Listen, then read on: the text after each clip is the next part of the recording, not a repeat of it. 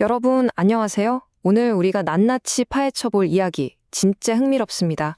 어쩌면 우리가 평소에 가지고 있던 상식을 완전히 뒤집어버리는 역사 속 한 작은 무리에 대한 해설이거든요. 바로 요한계시록 3장에 등장하는 빌라델비아 교회의 스토리입니다.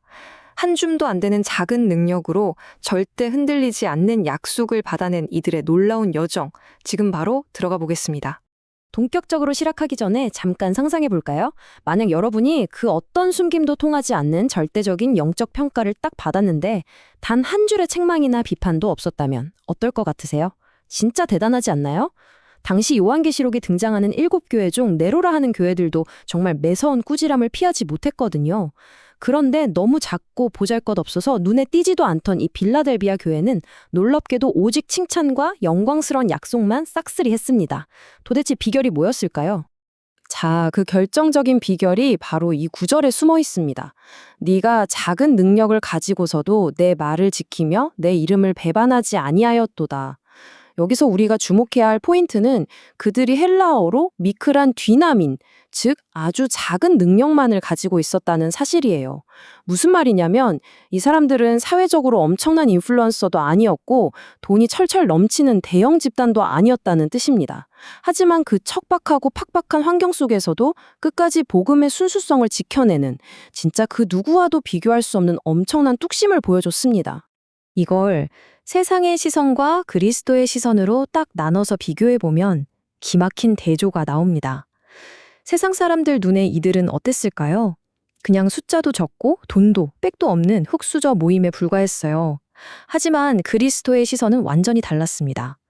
그분은 이들을 온갖 풍파를 맨몸으로 견뎌내고 궁극적인 보상을 받을 자격이 충분한 가장 신실한 자들로 보셨죠.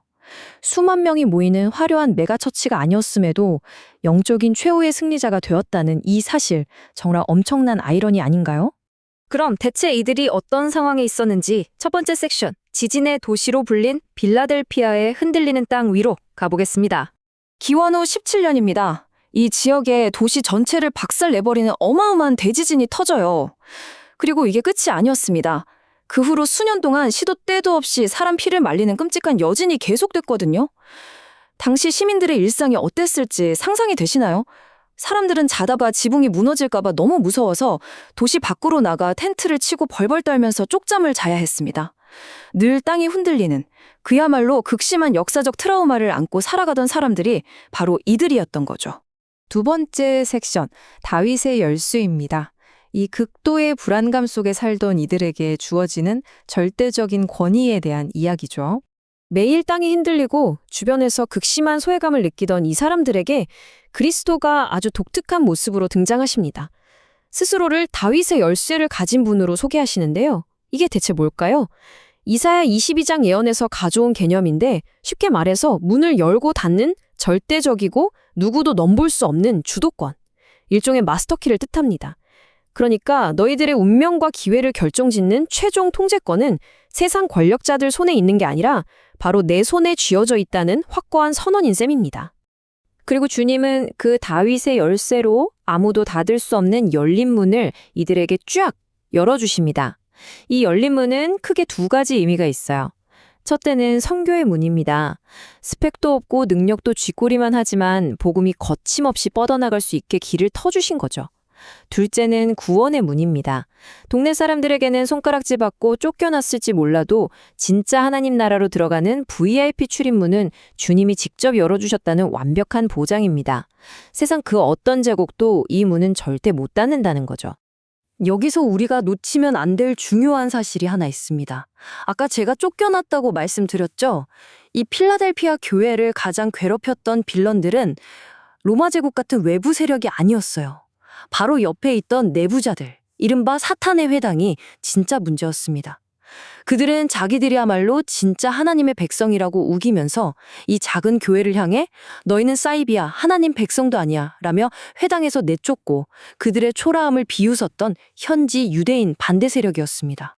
그런데 여기서 속이 뻥 뚫리는 산반 콤보 반전이 일어납니다. 자, 첫째, 반대자들은 믿는 자들 눈앞에서 회당 문을 쾅 닫아버렸죠. 둘째, 하지만 그리스도는 그들 앞에 절대 흔들리지 않는 하늘의 문을 활짝 열어주십니다. 그리고 셋째, 장차 이 교회를 핍박하고 조롱하던 그 콧대 누큰 자들을 이 작은 사람들의 발 앞에 꿇어 엎드리게 만드십니다. 세상이 아니라 하나님이 진짜 사랑하시는 자들이 과연 누구인지 만천하에 증명해 버리신 겁니다. 카타르시스가 느껴지는 짜릿한 약속 아닙니까? 세 번째 섹션, 보호와 면류관입니다. 대적들로부터의 승리에 이어지는 더욱 강력한 보호의 약속이죠. 이 놀라운 보호의 말씀을 한번 보세요. 내가 나의 인내의 말씀을 지켰은즉 내가 또한 너를 지켜 시험의 때를 면하게 하리니. 상처받고 너덜너덜해진 이 작은 무리가 끝까지 버티며 말씀을 지켜냈기 때문에 장차 온 세상을 덮칠 그 무시무시한 환란과 심판의 폭풍 속에서 이들을 완벽하게 지켜주시겠다는 겁니다.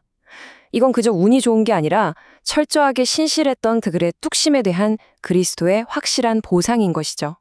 이어서 주님은 아주 긴박하게 당부하십니다. 네가 가진 것을 굳게 잡아 아무도 네 면류관을 빼앗지 못하게 하라.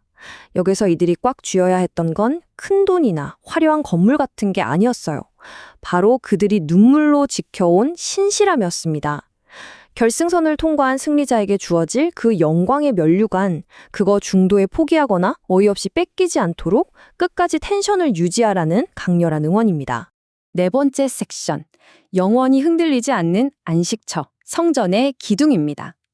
이 스토리 전체에서 가장 소름 돋는 역사적 아이러니가 바로 이 약속에 담겨 있어요. 그들의 암울했던 역사적 현실과 주님이 주신 영적인 약속을 딱 붙여놓고 보면 진짜 눈물이 날 정도로 아름다운 대비가 됩니다. 현실은 어땠죠? 툭 하면 지진이 나서 짐 싸들고 텐트로 도망가야 하는 불안한 인생들이었습니다.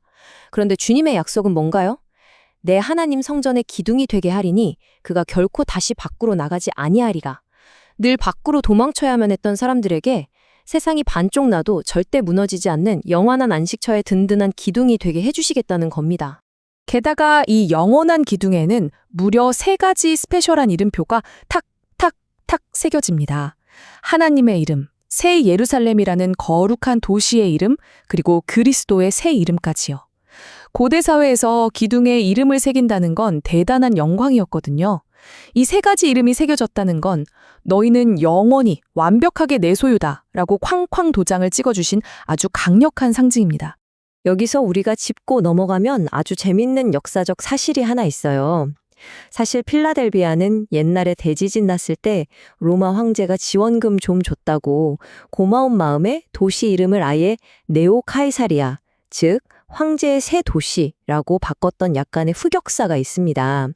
임시방편으로 사람 황제의 이름을 빌려 썼던 그 도시의 성도들이 이제는 어떤 재난이나 돈으로도 살 수 없는 흔들리지 않는 하나님의 진짜 이름을 하사받게 된 겁니다. 정말 완벽한 수미상관 아닙니까? 자, 이렇게 2000년 전의 다이나믹한 스토리를 쭉 따라와 봤는데요. 어떠셨나요? 여기서 오늘 우리 자신에게 아주 솔직한 질문을 하나 던져보고 싶습니다. 여러분은 살아가면서 혹은 영적인 삶을 유지하면서 내 능력치가 너무 작고 초라해 보여서 쭈그러든 적 없으신가요? 남들에 비해 내 기도가 너무 약해 보이고 내 헌신은 티도 안 나는 것 같아서 좌절해 본 적 다들 한 번쯤은 있으시죠? 오늘 해설의 결론은 명확합니다. 진짜 영적인 승리는 엄청난 스펙이나 세상을 압도하는 어마어마한 자원봉사 규모에서 나오는 게 아니에요. 승리의 핵심은 사이즈가 아닙니다. 여러분이 가진 그 작고 미미해 보이는 능력으로라도 세상과 타협하지 않고 끝까지 신실하게 자리를 지켜내는 그 뚝심에서 나옵니다. 다윗의 열쇠를 쥐고 계신 분은 우리의 크기가 아니라 변함없는 인내를 가치 있게 보십니다. 세상은 언제나 흔들리겠지만 작은 능력으로 버텨낸 자들은 결코 무너지지 않는 성전의 기둥이 될 것입니다. 과연 우리는 이 흔들리는 세상 속에서 어떤 기둥으로 서게 될까요? 이 질문을 남겨드리면서 오늘 해설은 여기서 마무리하겠습니다. 끝까지 함께 해주셔서 감사합니다.